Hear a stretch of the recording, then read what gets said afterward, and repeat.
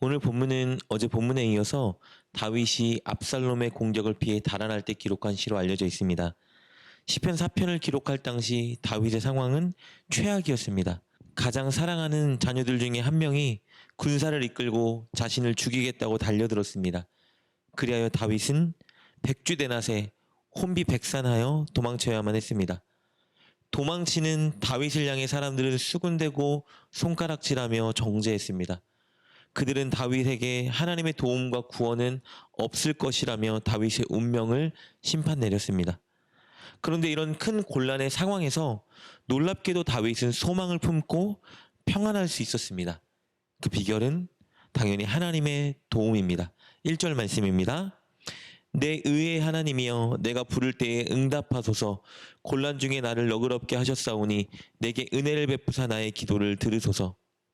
1절에서 다윗은 하나님께서 곤란 중에 나를 너그럽게 하셨다고 고백하고 있습니다.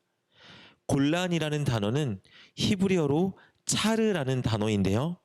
이 단어는 옴짝달싹 못할 정도로 비좁은 장소를 의미합니다. 그러니까 곤란은 좁은 공간에 사람을 가두어 고통을 주는 형벌에서 유래한 말입니다. 다윗은 자신이 곤란 중에 있다고 말하고 있는데요. 이 말은 자신이 옴짝달싹 못할 정도로 심한 환난과 핍박 중에 있다고 표현하고 있는 것입니다. 그런데 연이어 다윗은 하나님께서 이 곤란 중에 자신을 너그럽게 하셨다고 고백하고 있죠. 여기서 너그럽게 하셨다라는 말을 원어로 보면 넓게 하셨다라는 의미예요.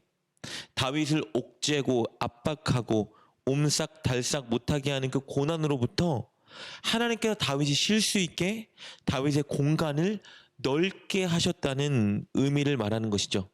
즉 실제 다윗에게 엄청난 고난이 다가왔지만 하나님께서 다윗을 넓게 하셔서 그 고난에 의해 좌절하거나 무너지지 않게 하고 계셨다는 것을 말하고 있는 거예요. 오히려 쉼과 평안을 누리게 하고 계셨다는 것을 의미합니다. 사랑하는 여러분, 우리가 설령 심각한 고난과 환난을 겪는다 하여도 하나님은 우리를 억누르고 압박하는 그 곤란 속에서 우리의 자리를 넓게 하시는 분입니다. 그래서 우리가 쉬고 우리가 웃고 우리가 평안을 느낄 수 있도록 하시는 분입니다. 그러기에 우리는 오늘 본문의 다윗처럼 하나님을 의지해야 하는 것입니다. 그리고 다윗은 이 고난 중에 하나님의 두 가지 성품을 의존하고 있는데요. 그 첫 번째는 바로 하나님의 공의입니다. 그는 하나님을 향해서 내 의의 하나님이여 내가 부를 때에 응답하소서라고 간구하고 있습니다. 그가 의의 하나님, 즉 공의의 하나님을 부른 이유는 하나님은 공의에 따라 심판하는 분이기 때문입니다. 당시 압살롬은 하나님의 뜻과 전혀 상관없이 스스로 왕위에 오르기 위해서 백성들의 민심을 얻어야만 했습니다. 당시 사람들은 다윗을 왕으로서 존경하고 사랑했기 때문에 민심을 자신에게 돌리기 위해서 압살롬과 그의 편에 선 사람들은 거짓말로 다윗을 모함했습니다. 이 일에 대해서 다윗이 하나님께 호소하고 있는 거예요. 하나님의 공의에 의거하여 올바르게 정의롭게 심판해달라고 호소하고 있는 것입니다. 그러나 다윗 자신도 완전하게 의로운 사람은 아닌 것을 자신이 알기 때문에 그는 하나님의 두 번째 성품인 바로 은혜에 의존합니다. 즉 하나님의 자비와 긍휼에 의존하고 있는 것이죠. 1절을 보면 다윗은 이렇게 고백하고 있죠. 내게 은혜를 베푸사 나의 기도를 들어주소서. 그는 하나님의 자비와 긍휼을 구하고 있는 것입니다. 하나님께 나아가는 자는 다윗처럼 하나님의 이 두 가지 성품을 반드시 의존해야 합니다. 먼저 하나님의 은혜입니다. 하나님의 자비와 긍휼에 의지하여 우리는 하나님께 나아가야 합니다. 그리고 하나님의 공의입니다. 공의를 의존한다는 것은 의롭고 정직하게 살기 위해 애쓰는 것을 뜻합니다. 다윗은 늘 이 두 가지를 가지고 살았기 때문에 이 위기의 상황 속에 하나님께 간구할 수 있었던 것입니다. 이렇게 하나님의 공의와 은혜를 의존한 다윗은 그렇지 않은 반대편의 자신 원수들에게 이렇게 권면하는데요. 우리 4절과 5절 말씀입니다. 너희는 떨며 범죄하지 말지어다. 자리에 누워 심중에 말하고 잠잠할지어다. 셀라. 의의 제사를 드리고 여호와를 의지할지어다. 다윗은 원수들에게 첫째, 떨며 범죄하지 말라고 권면합니다. 공의의 하나님을 두려워하여 떨라는 말이고, 그리고 지금 행하는 이 범죄를 멈추라고 권면하고 있는 것이죠. 둘째, 다윗은 그들에게 침상에 누워 심중에 말하고 잠잠하라고 권면합니다. 밤에 누운 침상은 홀로 생각할 수 있는 최고의 자리입니다. 다윗은 그들에게 아무 방해 없이 홀로 있는 고요한 시간에 자신의 모습을 곰곰이 돌아보고 점검하라고 권면하고 있는 것입니다.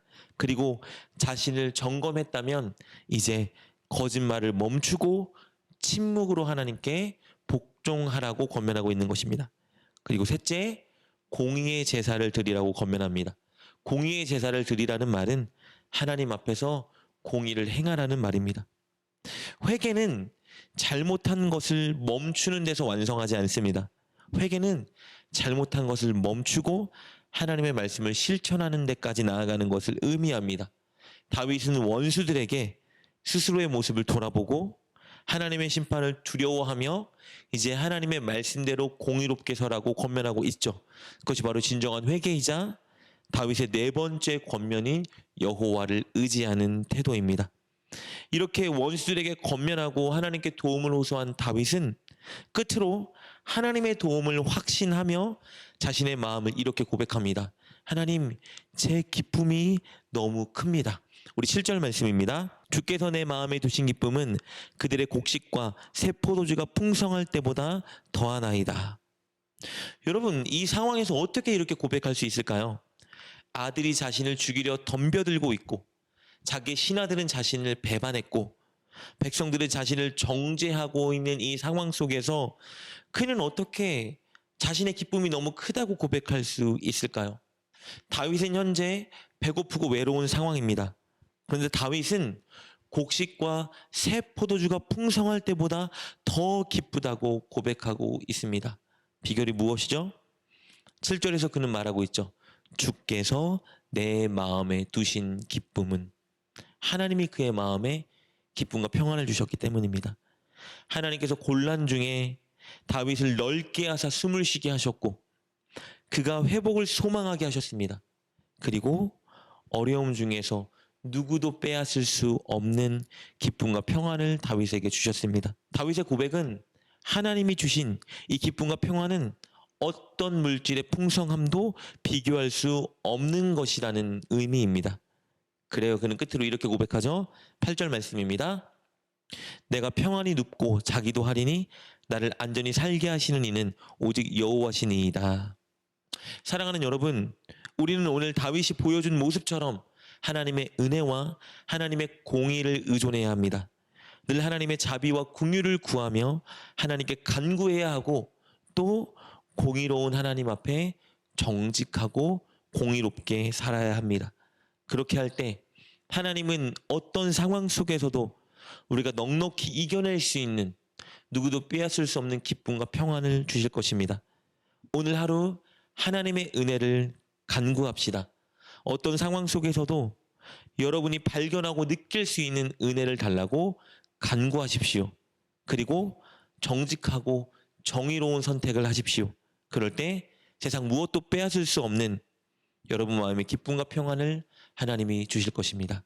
기도하겠습니다.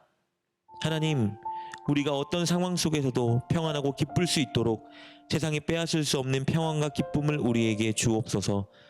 그리고 그것을 위해서 늘 하나님의 은혜를 간구하고 또 정의롭고 공의롭게 하나님 말씀대로 살아가는 우리가 되게 하여 주옵소서. 예수님의 이름으로 기도드립니다. 아멘. 오늘 말씀을 통해 깨닫고 결단한 것은 무엇입니까? 그것을 붙들고 하나님께 기도합시다. 그리고 그렇게 실천하며 하루를 살아가는 여러분 되시길 주님의 이름으로 축복합니다.